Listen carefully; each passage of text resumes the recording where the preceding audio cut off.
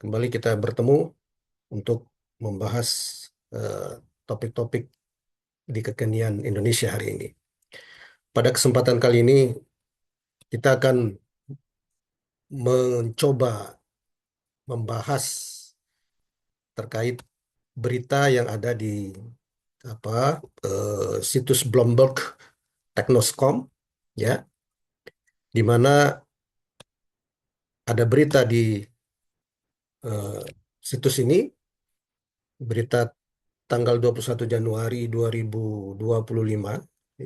Judulnya itu cukup menggoda, ya, yaitu universitas dapat jatah tambang buat dana riset.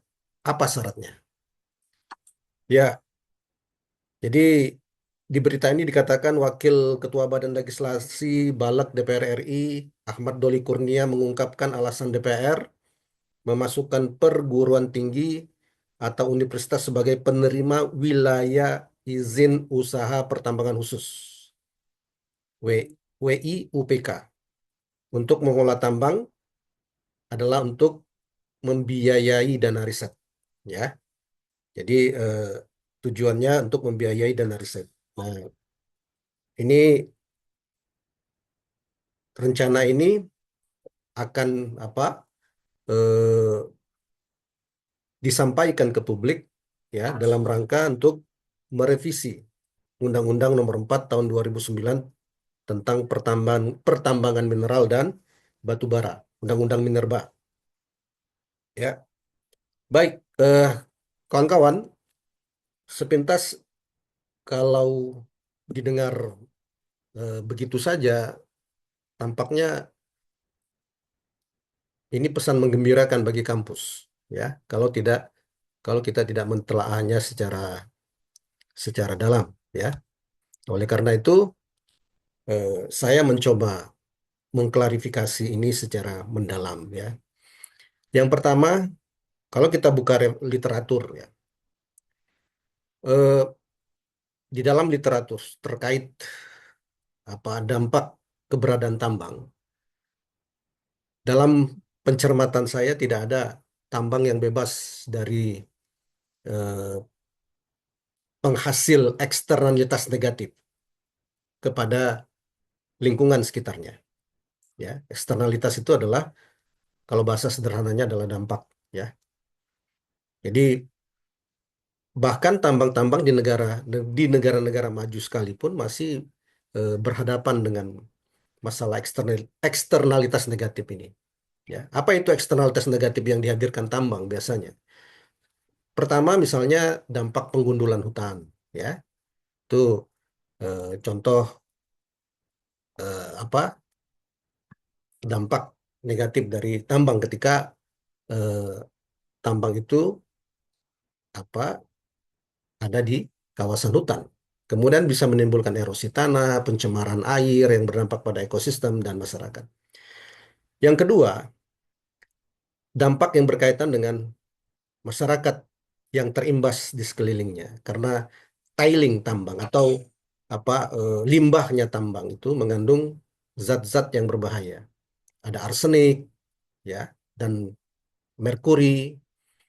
Nah, itu bisa terbawa ke apa?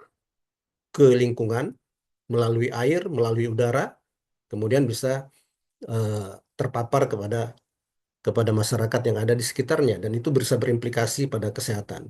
Ada penyakit pernapasan, bahkan eh, kanker akibat terpapar bahan kimia yang merupakan limbah, ya, dari pengolahan tambang tersebut. Yang ketiga, dalam catatan kalau kita baca-baca eksternalitas negatif yang ditimbulkan tambang dari kehidupan masyarakat adalah konflik sosial. Ketika tambang itu didirikan pada suatu wilayah, satu daerah, atau satu kawasan yang ada masyarakat indigenous di situ, masyarakat asli di situ, ya, kemudian timbul konflik. Dan itu sudah banyak kasusnya, ya. Kita bisa searching di internet baik di dalam negeri atau luar negeri.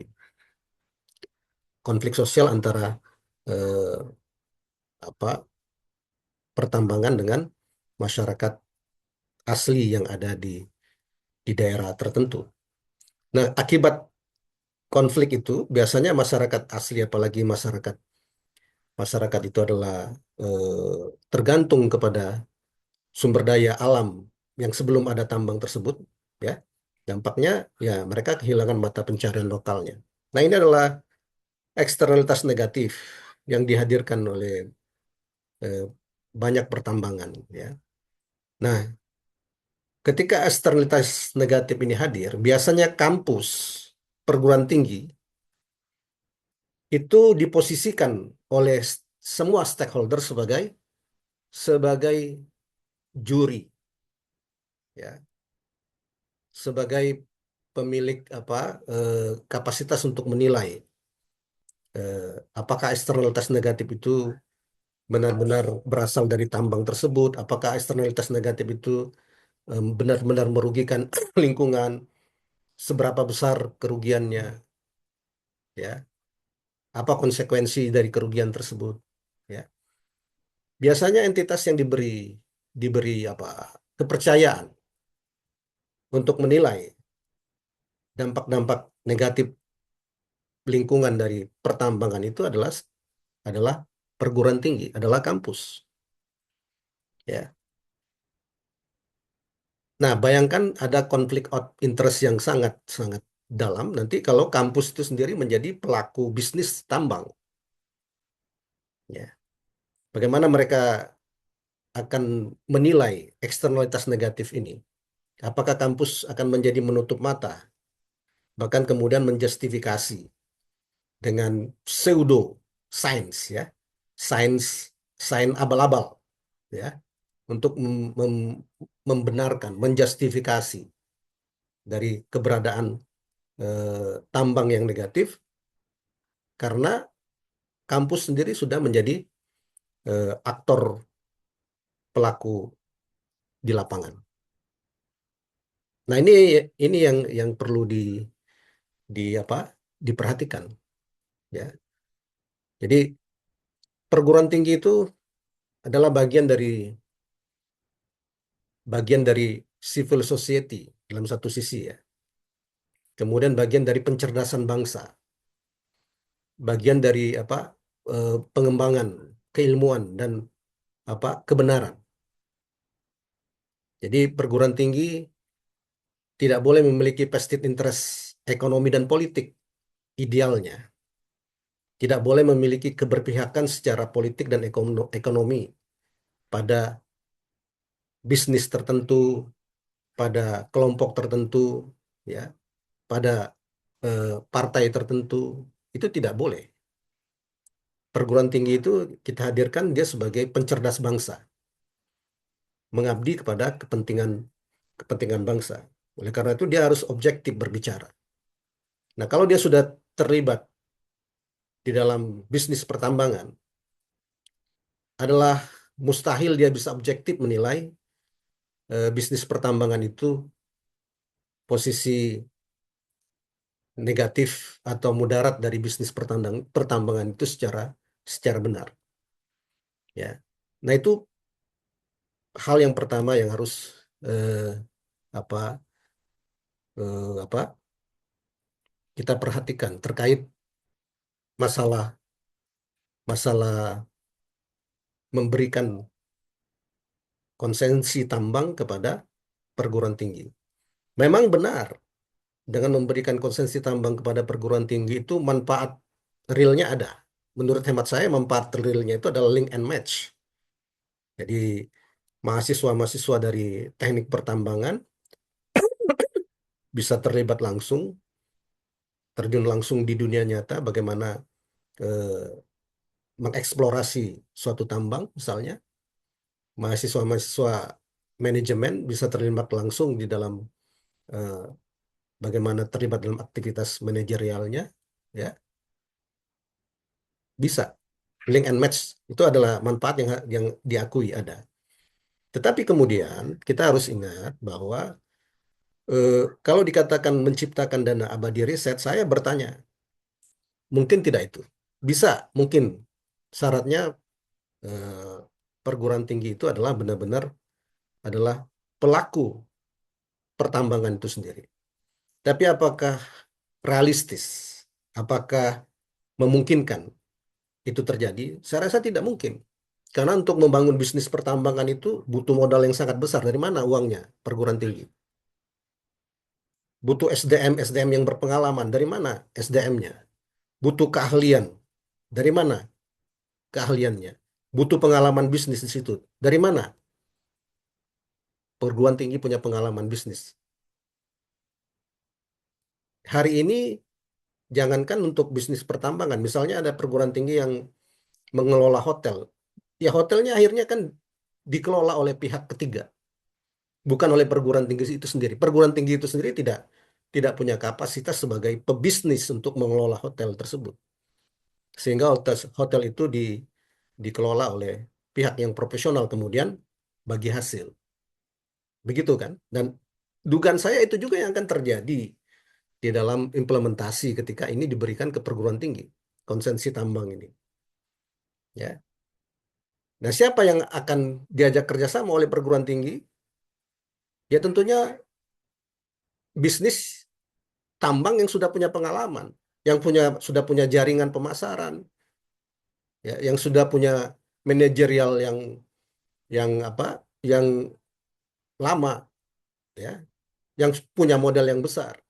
Karena ini bukan bisnis bisnis apa eh, bisnis yang begitu saja dengan apa dilakukan kalau hanya modalnya hanya eh, modal yang kecil, tidak bisa melakukan bisnis seperti ini. Nah, artinya apa?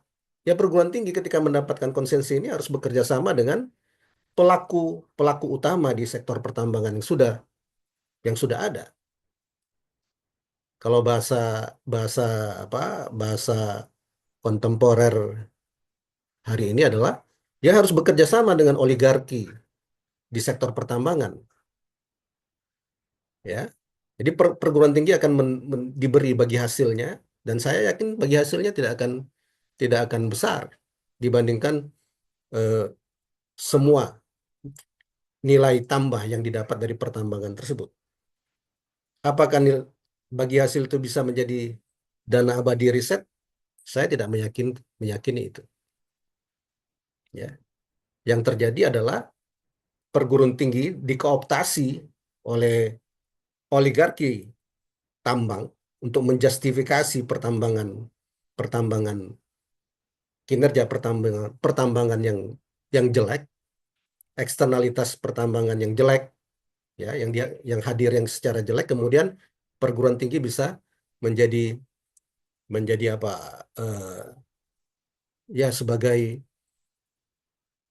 penghapus kejelekan-kejelekan tersebut, bahkan memberi justifikasi apa menutup-nutupi, ya, menutup-nutupi dampak negatif dari keberadaan pertambangan misalnya karena sudah ada vested interest, sudah ada punya kepentingan eh, di dalamnya, kepentingan ekonomi di dalamnya, sehingga tidak lagi bisa objektif.